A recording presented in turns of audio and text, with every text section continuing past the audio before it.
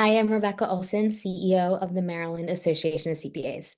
This year, we're thrilled to once again host the MACPA Foundation's Women to Watch Awards. We're excited to celebrate 30 amazing female leaders in our profession.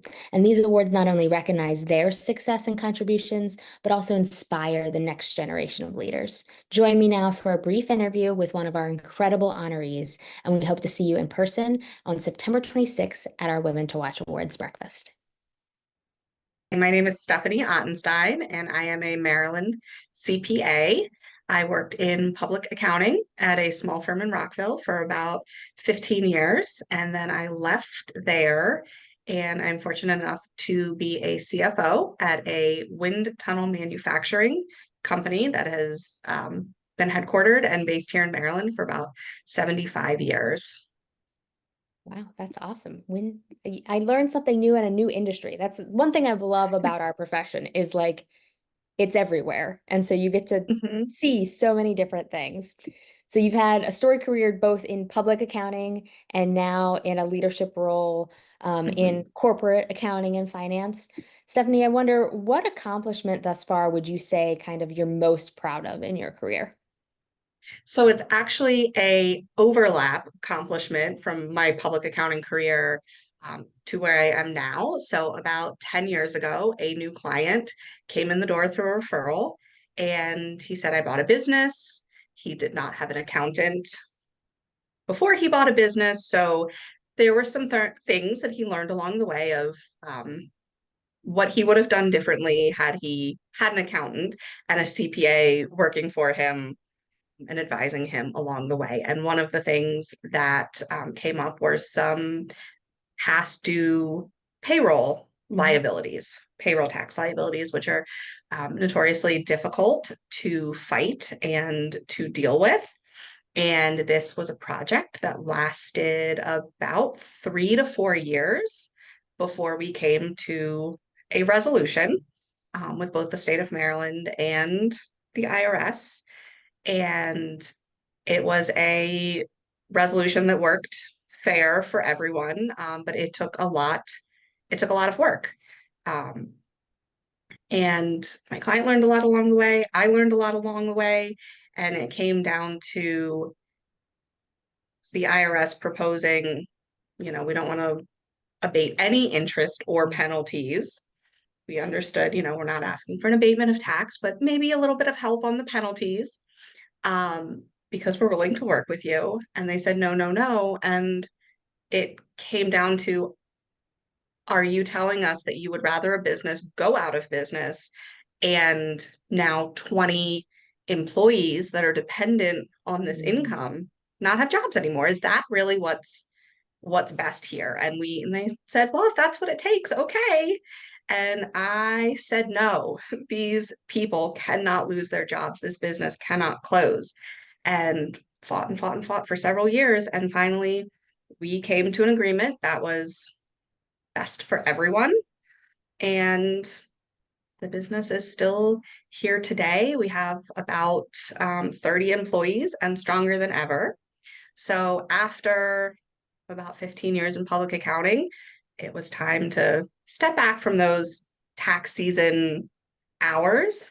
And I accepted the role as the CFO of this company that I've worked so hard to preserve and to grow. So it's really cool to be in a position where I got to work with them for so long as their outside advisor. And now I'm here full time and growing and celebrating right here along with this business. What amazing journey. And like to see you fight for your client to help and Mhm. fight for who are now your colleagues. What a Mhm. great story and the power of the CPA and the power of the impact of the work that we do, right? And the Mhm. livelihoods that really depend on it. Right. And that was just one client. I kind of did that with Right. all of them. So, going into the COVID pandemic, it was really stressful for a lot of our small business owners. And I really went above and beyond for helping them with, finding different grants, PPP, the employee retention credit, and kind of calculating those and helping them get that funding. And their outside advisors, whether it was their lawyer or their bank, they weren't, getting that information from somewhere else. And then hearing it from me was like, wow, you're really invested in my business and making sure that we can stay afloat through these really tough times. And that's just what I enjoy. In Right. addition, Yeah. I do enjoy preparing tax returns, but sometimes it's those extra things where you can really feel good about your career. Yeah, the impact that you can have. And it's amazing that we're able to trace those things, because sometimes I feel like they stay hidden a little bit in filings and spreadsheets, and we know the impact, but we don't have it like right in front of us in that way that you just beautifully articulated. Mhm. I'm gonna jump around a little bit because it's reminding me that MACPA, as we look at our profession and how it's evolved, is really trying to change or help change some of the narrative about the profession. Some people just aren't aware, because it is so hidden in some ways, the impact that our work really has. Mhm. And we're calling it our CPA Purpose Initiative, really helping ourselves internally as the profession to remember some of that purpose. I think in some of the hard work, it sometimes gets lost. So remember that, and then to share that out as this good news of the profession, Mhm. especially inspiring the next generation. So I'm curious, Stephanie, based on what you just said, what would you say would be your CPA purpose?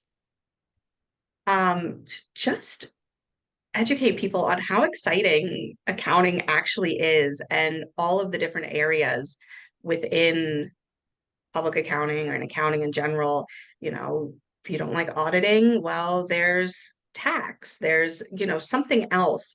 But it's all really exciting work once you figure out what specialty, where you want to work, and just learning. It's kind of a open door for learning about so many different industries and getting to work with so many different types of people. So, I worked with a lot of small business owners. And so learning about each and every one of their small businesses, whether it's a medical practice or a wind tunnel manufacturing company or a restaurant, you're learning all behind the scenes of these businesses. You're working with these business owners, you're learning about them, maybe their families, and it feels like even though maybe you work at a smaller office, that really your, professional colleagues is just very expansive. So it's just a really fun industry to work in, even though it doesn't always seem like that from, stereotypes that are readily available. Yes. Yes. We don't have the best messagings for some reason out there. We need a good CPA movie that's not The Accountant. We don't want to be associated with the with that. But I wonder, in your career, and as you've made this transition from public accounting into a corporate role, have you had someone that's been a significant mentor or role model to you, that's really kind of inspired you and motivated you along the way? I have. So when I first started in public accounting, it was actually my office manager, and she did not have a background in accounting. She started as the receptionist and she worked her way up as the office manager of a small accounting firm. And so she was handling everything from, billing to keeping track of timesheets, which are very extensive for um, accounting firms, and all of the extension filing. And I mean, she did so much for them. And when I came in, she kind of took me under her wing. And there was only one other female accountant on the staff at the time.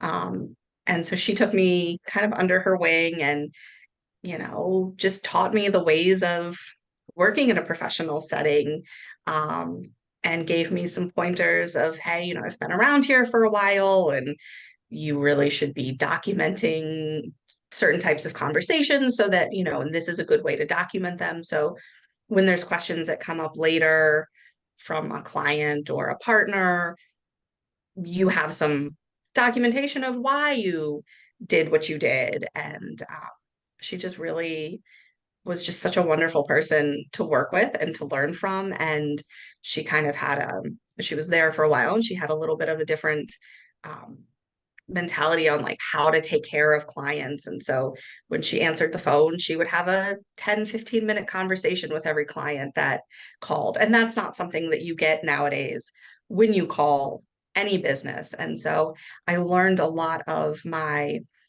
how to interact with clients and other people and other business connections through her, and just how to, it's a soft skill that's kind of not taught in schools. It's difficult to learn. And I really learned a lot from her about being a good employee, being a good person, and just making a really meaningful connection with a lot of people. And that has just served me well over the years. Amazing how hard those soft skills can be sometimes, Hmm. right?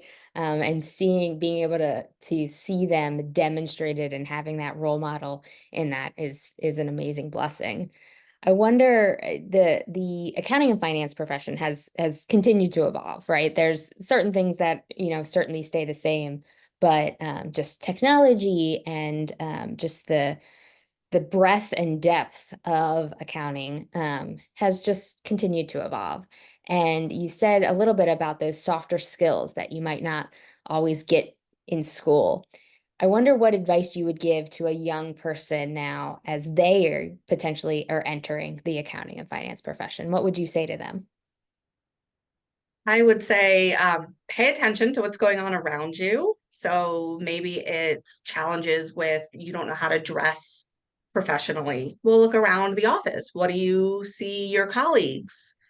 How are they dressing? Kind of follow that. And then just take any opportunity if a colleague is maybe going to meet with a client, maybe you can go along and almost shadow and see how these client interactions work, because it's not everything is emails or behind a computer screen. There's a lot of opportunities for in-person connections or connections over a phone call, and just it sometimes just takes practice and experience. And I think a lot of younger professionals coming out of school just don't have that in-person experience, Mm. and it just takes time to keep up with that and to learn.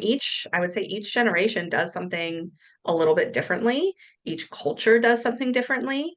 And it's really great if you can surround yourself with everyone of all different ages and races and ethnic backgrounds. And you can learn so much from other people, and then just have an open mind on, okay, maybe somebody else does something one way and you would do it another way. Well, why do they do it that way? Maybe you can take part of what they're doing and merge it with what you're doing, and you both end up with a better end result. So just kind of, borrowing ideas from each other, collaborating with each other.